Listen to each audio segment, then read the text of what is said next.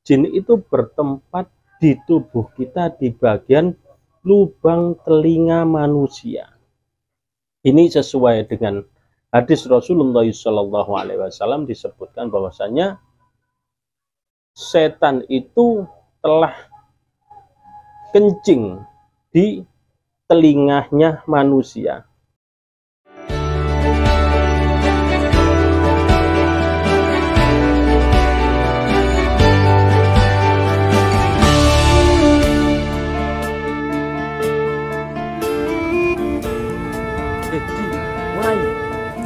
Mulai dah. Ya.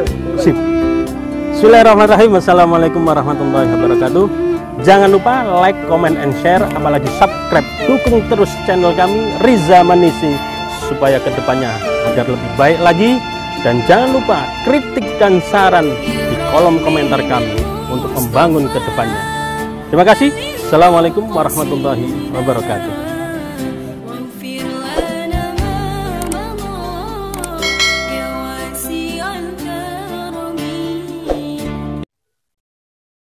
Bismillahirrahmanirrahim.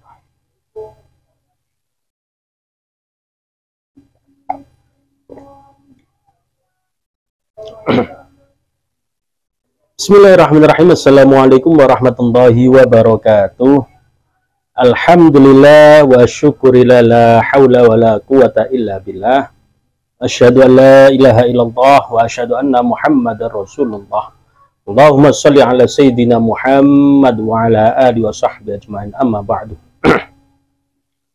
Alhamdulillah, saudaraku yang dirahmati oleh Allah, malam ini kita berjumpa lagi di channel YouTube kami Riza Manisi, yang mana kita ini langsung live di studio kami.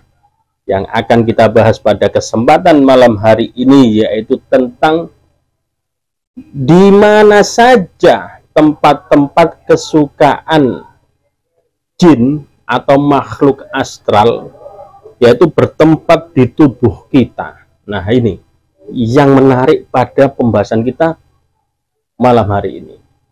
Saudaraku yang dirahmati oleh Allah, terkadang kita sendiri merasa tidak ada gangguan ataupun merasa bahwasanya dirinya itu terbebas dari gangguan jin yang ada di dalam diri kita. Oh, enggak apa-apa Ustadz, badan saya biasa saja. Nah, tapi tahu-tahu berapa hari kemudian kadang terasa pundak terasa berat, dada terasa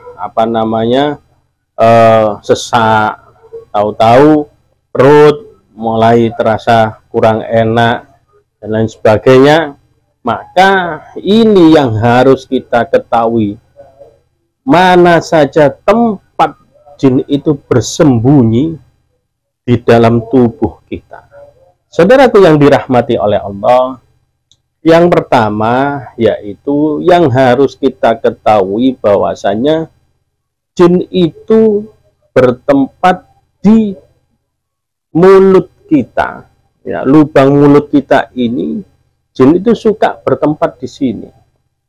Yaitu terkadang kita ini tidak bisa menjaga mulut ketika marah, ucapan kotor, lisan kita ini kita buat berucap kotor kepada lawan kita, musuh kita, ataupun jarang kita gunakan untuk bersyukur. Nah, ini tanda-tandanya bisa jadi di sekitar mulut kita ini terlalu banyak jin yang menempel di dinding-dinding lubang mulut kita. Sebagaimana diriwayatkan oleh Abu Syekh bahwasanya Rasulullah SAW bersabda, apabila seseorang dari kalian menguap dalam artian bisa jadi mengantuk ataupun capek terkadang itu, letakkanlah tangannya pada mulut, yaitu menutup baik tangan kanan maupun tangan kiri. seperti ini. Nah, kita tutup ketika menguap. Apa tujuannya? Karena setan, yaitu jin, akan masuk bersama dengan orang yang menguap, yang mulutnya tidak tertutup. Nah, ini rawahu Muslim.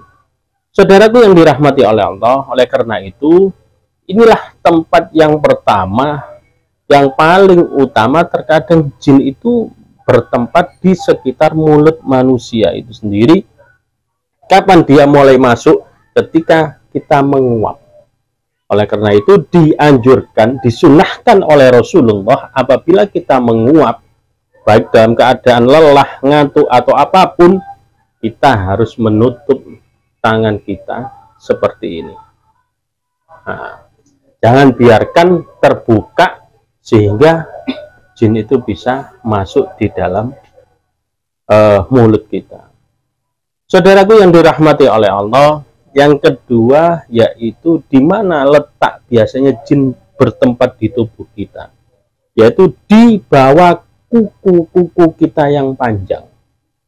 Nah, ini hati-hati yang senang ataupun yang punya kuku panjang, ini biasanya di bawah kuku-kuku kita ini. Oleh karena itu disunahkan, baik itu seminggu sekali ataupun di hari Jumat, disunahkan kita yaitu apa? Memotong kuku kita, membersihkan kuku-kuku kita. Sebagaimana sabda Rasulullah SAW melalui Abu Hurairah, bahwasanya potonglah atau pendekkanlah kuku-kukumu. Sesungguhnya setan mengikat melalui kuku-kuku yang panjang. Sesungguhnya setan itu bertempat bersemayam di kuku-kuku yang panjang, ataupun jin itu bertempat di kuku-kuku kita. Oleh karena itu disunahkan untuk memotong kuku kita. Lalu yang ketiga yaitu tempat jin itu bersemayam di tubuh kita, yaitu di lubang hidung manusia. Di lubang hidung kita ini jin itu biasanya bertempat tinggal di sini. Mungkin terkadang terasa sakit hidung kita, ya, bertempat di sini. Disunahkan apa? Sebelum tidur kita disunahkan oleh Rasulullah SAW dalam hadisnya berbunyi, apabila salah seorang di antara engkau bangun tidur, ya, hendaklah mengeluarkan air dari hidungnya, yaitu kalau bahasanya itu sisi. Nah, gitu ya, 3 kali. Nah, seperti itu kita suruh mengeluarkan setelah bangun tidur, karena jin, ya, itu menginap di batang hidung kita ini. Maka kita dianjurkan yaitu untuk mengeluarkan sisi seperti ini, yaitu 3 kali setelah bangun tidur. Ataupun bisa jadi ketika kita mau wudhu, biasanya kita membersihkan lubang hidung kita dulu dengan air wudhu itu. Nah, seperti ini. Gunanya apa? Agar satu, membersihkan kotoran kita, yang kedua yaitu membersihkan dari gangguan-gangguan jin yang ada di bersemayam di lubang hidung kita. Yang keempat yaitu saudaraku yang dirahmati oleh Allah, jin itu bertempat di tubuh kita di bagian lubang telinga manusia. Ini sesuai dengan hadis Rasulullah SAW, disebutkan bahwasanya setan itu telah kencing di telinganya manusia. Sebagaimana diceritakan oleh Abdullah di sisi Nabi, ada seorang lelaki yang selalu tidur sampai pagi tanpa sholat malam, ataupun tidak terbangun ketika sholat malam, sampai dia bangun setelah subuh. Apa yang dikatakan oleh Rasulullah SAW, bahwasanya laki-laki tersebut yaitu ada jin ataupun setan itu telah kencing di telinganya. Rawahu Muslim. Oleh karena itu terkadang kita wudhu disunahkan yaitu membasuh telinga kita seperti ini. agar apa? Kita membersihkan dari hal-hal yang negatif yang berada di diri kita, khususnya itu di sekitar telinga. Saudaraku yang dirahmati oleh Allah, lalu di mana lagi letak jin itu bertempat tinggal di tubuh kita? Yaitu yang kelima, bertempat di urat darah manusia. Kalau bahasanya orang Jawa itu di ulu kulit, daging, otot, darah, balung, sumsum. Ya, jadi ada 7 tempat ini yang biasanya ditempati oleh makhluk, yaitu berupa jin: ulu kulit, daging, otot, darah, balung, sumsum. Jadi urat darah manusia ini mengalir ini biasanya apa? Jin itu menyusup, ya, melalui aliran-aliran darah. Kemudian dari aliran darah itu jin itu berusaha memperdaya manusia. Hal ini dijelaskan oleh Sofiyah binti Huyai bahwa Rasulullah SAW bersabda, sesungguhnya setan atau jin itu berjalan dalam tubuh anak Adam melalui peredaran darah dalam tubuhnya. Nah, bagaimana caranya untuk menangkalnya agar supaya kita ini tidak terkena, atau agar jin tersebut tidak bersemayam bertempat tinggal di daerah-daerah yang sudah saya sebutkan tadi? Nanti saya beritahu solusinya bagaimana. Saudaraku yang dirahmati oleh Allah, yang keenam yaitu jin biasanya bertempat tinggal di lubang pusar kita. Terkadang seorang perruqyah itu memegang pusar ini seperti ini. Kenapa? Karena inilah biasanya tempat lubang pusar manusia itu sendiri ditempati oleh hal-hal yang negatif atau jin itu sendiri. Ya. Terkadang kenapa? Karena ini tempat kotor, terkadang jarang disentuh oleh kita untuk membersihkannya. Sebagaimana apa? Kadang orang diruqyah sendiri, ya. Kenapa seorang peruqyah itu kadang memegang area pusarnya, mana tempat pusarnya, mana pusarnya, seperti itu? Karena disinilah tempat jin itu bertempat tinggal. Itu yang menjadikan kadang perut kita sakit, sudah kita kasih obat kok belum sembuh-sembuh, ya. Terkadang membuat diri kita ini apa, sering masuk angin, kembung, bisa jadi seperti itu, ya. Itu yang harus kita bersihkan dari gangguan-gangguan yang negatif. Saudaraku yang dirahmati oleh Allah, dan yang ketujuh yaitu tempat jin bertempat tinggal biasanya di area pundak kita ini, ya, di sini atau di tengkuk belakang sini. Biasanya dia bertempat tinggal di situ, ya. Kalau kadang kita terasa badannya berat sini, walaupun sudah dikrok atau kerian, bahasanya itu kerian, kok masih saja berat. Nah, sudah minum obat, katanya itu ciri-cirinya apa, itu kolesterol ataupun darah tinggi, kepala terasa berat, sudah diminumkan obat kolesterol, darah tinggi, kok masih saja berat. Bisa jadi ada gangguan-gangguan yang negatif di dalam tubuh kita, ya. Oleh karena itu, terkadang seorang peruqyah juga membersihkan area-area belakang seperti ini. Atau ada yang caranya memukul. Nah, dengan membacakan ayat-ayat ruqyah seperti itu, atau dengan diusap seperti ini. Kenapa? Karena di area-area seperti inilah sampai dengan belakang sini ini, itu tempat jin itu bertempat tinggal di tubuh manusia. Kadang terasa berat, malas bangun tidur, aras-arasan, mau bekerja terasa kok gak enak badan. Itu salah satu sebagaimana ciri-ciri kita ada hal yang negatif di dalam tubuh kita.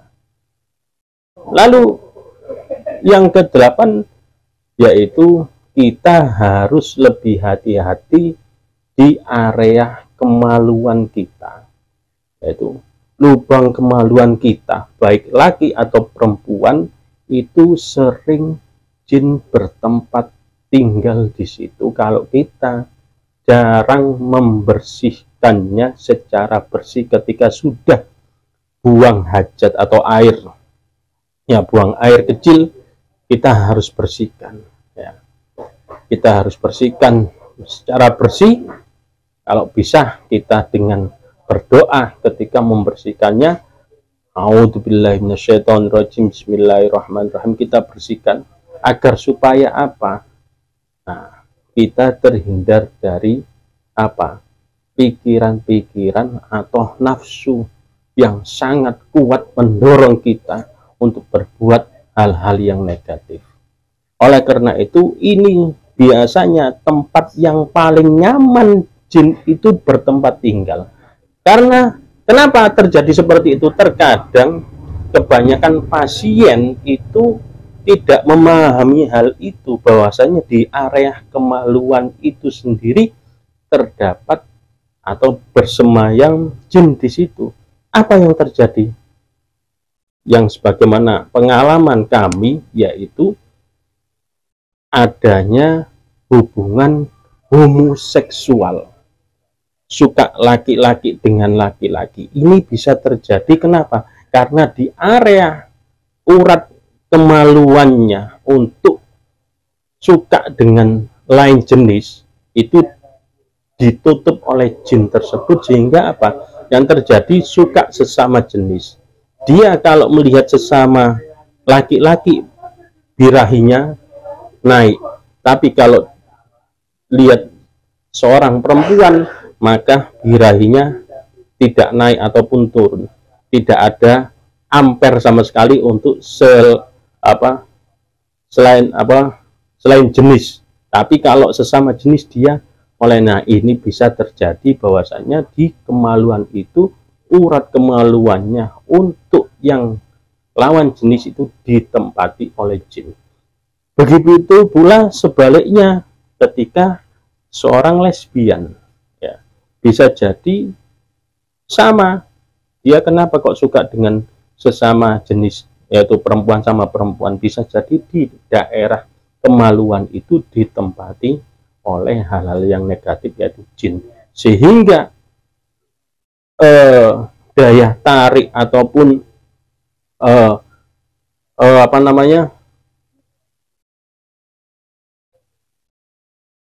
kekuatan diri untuk menarik ataupun menyukai selain jenis, nah, tidak sesama jenis, itu ditutup oleh makhluk, yaitu jin itu sendiri, sehingga kita menyalahi kodrat yang mana ditentukan oleh Allah Subhanahu wa Ta'ala.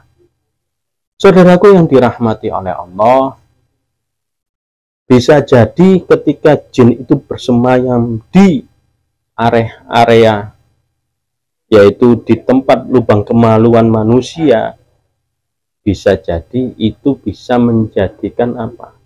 Mandul, tidak memiliki anak. Biasanya ini orang yang mandul tidak memiliki anak, ada faktor X yang mana bisa menyebabkan seperti itu. Apa? Bisa jadi yang perempuan diikuti oleh bangsa jin, sehingga apa? Ketika kumpul dengan suaminya, jin itu ikut serta di dalam hubungan tersebut untuk menggagalkan apa? Sperma dari seorang suami ke istri ini digagalkan karena cemburu. Nah, ini yang pernah kita tangani. Akhirnya kita keluarkan, kita pisahkan jin tersebut yang mengikuti si istri ini. Akhirnya alhamdulillah dikaruniai oleh seorang anak. Sebaliknya juga bisa jadi si laki-laki ini diikuti oleh makhluk tersebut, sehingga apa yang terjadi? Mengalami kegagalan dalam pembuahan sel sperma itu sendiri. Saudaraku yang dirahmati oleh Allah, inilah tempat-tempat terkadang kita ini tidak merasakan bahwasanya ada jin ataupun makhluk negatif yang ada di dalam tubuh kita. Itu yang harus kita sadari, agar supaya apa? Kedepannya kita lebih berhati-hati lagi. Apalagi ketika di sekitar kemaluan, baik itu laki atau perempuan, itu harus segera dibersihkan, ya, diruqyah atau dengan cara non medis, agar supaya apa? Terhindar dari kemandulan ketika nantinya berhubungan suami istri, hubungan rumah tangga, atau bisa jadi terjadi penyakit medisnya. Ya, ini bisa terjadi penyakit medis ketika berada di kemaluan ataupun di apa? Tempat-tempat area yang mana di tempat kalau perempuan itu di sekitar dadanya ada juga seperti itu. Yang terjadi apa? Kadang kanker payudara ataupun ada sakit yang diderita di sekitar kemaluannya. Seperti itu. Itu yang harus kita hindari. Pencegahan lebih dini yang terbaik daripada nanti pengobatan yang sudah terlanjur berjalan, akhirnya kita mendapatkan kesulitan di dalam pengobatan tersebut. Saudaraku yang dirahmati oleh Allah, tentunya ini adalah sebagai edukasi pembelajaran agar supaya kita lebih berhati-hati lagi dalam kehidupan kita. Jangan pernah meremehkan satupun hal yang negatif di sekitar kita. Selalu tetap berlindung hanya kepada Allah. Kita meminta tidak ada daya dan kekuatan selain hanya milik Allah Subhanahu wa ta'ala. La haula wala quwata illa billahil aliyil azim. Tetap ikhtiar, minta pertolongan kepada Allah, berdoa, insya Allah segala apa yang kita inginkan diijabah oleh Allah Subhanahu wa ta'ala. Wallahul muwafiq ila aqwamit thoriq. Assalamualaikum warahmatullahi wabarakatuh.